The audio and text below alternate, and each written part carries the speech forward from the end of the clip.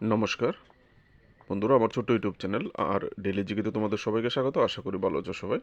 বন্ধুরা, তোমরা যারা ফরেস্ট গার্ড এবং ফরেস্টারের জন্য আবেদন করেছো বা আবেদন করবে, তোমাদের সিলেবাসে সোয়েল রিলেটেড জিকে থাকবে, ঠিক আছে? একটা সোয়েল সাবজেক্টটা কিন্তু আছে।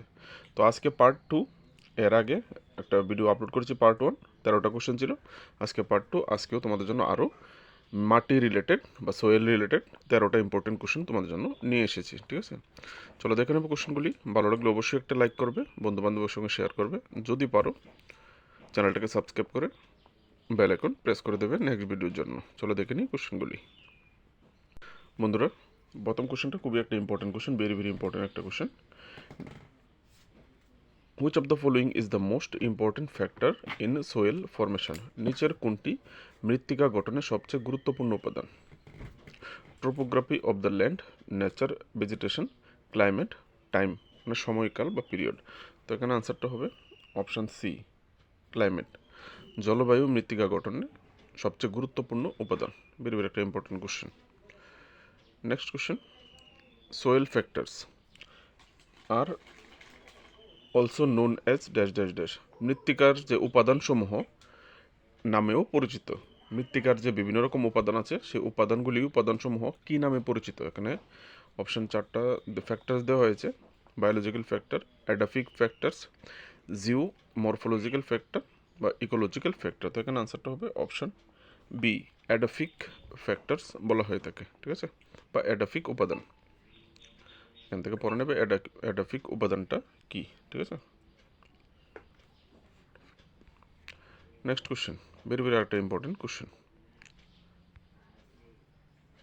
What is the study of soil is called? মৃত্তিকা বিষয়ক অধ্যয়নকে কী বলা হয়? মাটি নিয়ে যে গবেষণা করা হয়, পড়া হয়, সেটাকে এক কথায় কী বলা হয়? সোলোলজি, প্যাডোলজি, পোমোলজি, জিওলজি। তো এখানে আনসারটা হবে অপশান বি, প্যাডোলজি, ঠিক আছে? মৃত্তিকা নিয়ে যে অধ্যয়ন করা হয় বা গবেষণা করা হয়, সেটাকে প্যাডোলজি বলা হয়ে থাকে। Next question, what is the name of the soil rich in calcium? Calcium সমৃদ্ধ মাটির নাম কি? যে মাটিতে ক্যালসিয়ামের পরিমাণ বেশি, সে মাটিকে কি বলা হয়? তো এখানে আনসারটা হবে পেডুকাল, অপশন সি, ঠিক আছে? পেডুকাল। ক্যালসিয়াম সমৃদ্ধ মাটিকে পেডুকাল বলা হয়ে থাকে। নেক্সট কোশ্চেন, কোন ধরনের মাটি সর্বাধিক পরিমাণ জল ধরে রাখে? Which type of soil retain the maximum amount of water? ঠিক আছে? তো এগুলি কিন্তু বিভিন্ন রকম সময়ে বিভিন্ন রকম পরীক্ষায় জিজ্ঞেস করা কোশ্চেন, ঠিক আছে? ক্লেই সোয়েল বা এঁটেল মাটি, ঠিক আছে? ক্লেই সোয়েল বা এঁটেল মাটি জল ধরে রাখার ক্ষমতা বেশি, ঠিক আছে? সর্বাধিক পরিমাণ জল ধরে রাখতে পারে। Next, the soil which is a mixture of sand, clay and silt is known as dash dash dash. যে মাটি বালি, কাদা এবং পলি মিশ্রিত, ঠিক আছে? যে মাটির মধ্যে এই তিনোটা জিনিসের মিশ্রণ আছে, তা ড্যাশ ড্যাশ নামে পরিচিত। কাদা, বালি এবং পলি মিশ্রিত মাটিকে কি বলা হয়? এরকমও জিজ্ঞেস করতে পারে। তো এখানে আনসারটা হবে লুমোইসেন। লুমোইসেন বা দোআঁশ মাটি, ঠিক আছে?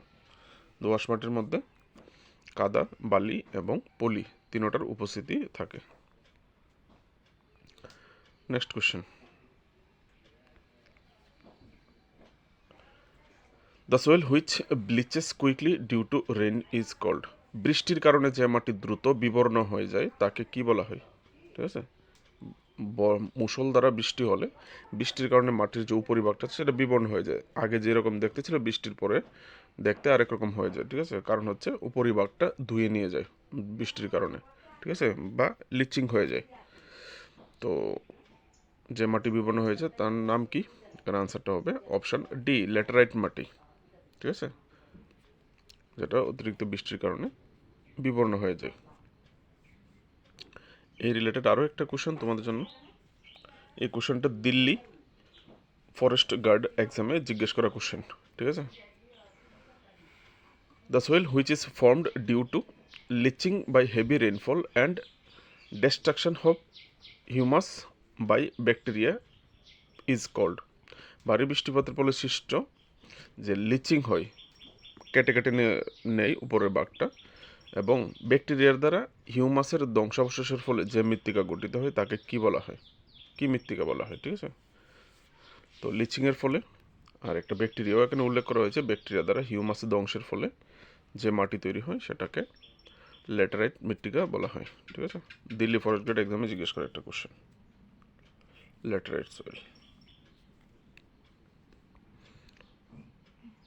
আরও একটা ইম্পর্টেন্ট কোশ্চেন, লাল মাটির রং লাল হওয়ার কারণ কি? The red colour of red soil is due to. তো লাল মাটি লাল হওয়ার যে কারণ, presence of copper, presence of iron oxide, presence of potassium, presence of sulphate. তো এখানে আনসারটা হবে option B, presence of iron oxide, ঠিক আছে। মাটিতে প্রচুর পরিমাণে অক্সাইড থাকার, রেড অক্সাইড থাকার কারণে, সরি ফ্রেন্ডস, আয়রন অক্সাইড থাকার কারণে কালার লাল। নেক্সট আর একটা ইম্পর্টেন্ট কোশ্চেন, কালো মাটির অপর নাম কি? What is the other name of black soil? ঠিক আছে, কালো মাটি বা কৃষ্ণ মৃত্তিকা, ঠিক আছে। কৃষ্ণ মৃত্তিকার অপর নাম কি? এখানে আনসারটা হবে option A, regur soil, regur soil, ঠিক আছে। কালো মাটিকে রেগুর মাটিও বলা হয়ে থাকে, রেগুর সয়েলও বলা হয়ে থাকে। নেক্সট কোশ্চেন, আরও একটা ইম্পর্টেন্ট কোশ্চেন, তুলা চাষের জন্য কোন মাটি উপযুক্ত? Which soil is suitable for cotton cultivation? আনসারটা হবে black soil, option A, black soil বা রেগুর সয়েল। কারণ ব্ল্যাক সয়েলের আরেক নাম রেগুর সয়েল বা কৃষ্ণ মৃত্তিকায় তুলা চাষ ভালো হয়, তুলা চাষের জন্য উপযোগী। নেক্সট কোশ্চেন, ধান চাষের জন্য কোন মাটি উপযুক্ত? Which soil is suitable for rice cultivation? তো এখানে আনসারটা হবে alluvial soil বা পলি মাটি। Next question, the salinity of soil is measured by which method?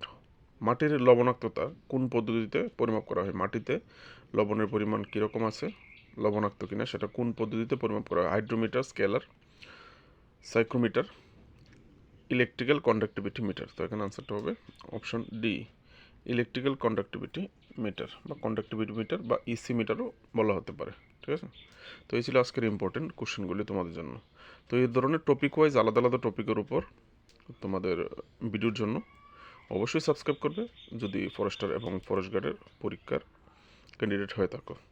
চলো দেখা হচ্ছে নেক্সট ভিডিওতে, অবশ্যই একটা লাইক করে সাপোর্ট করবে।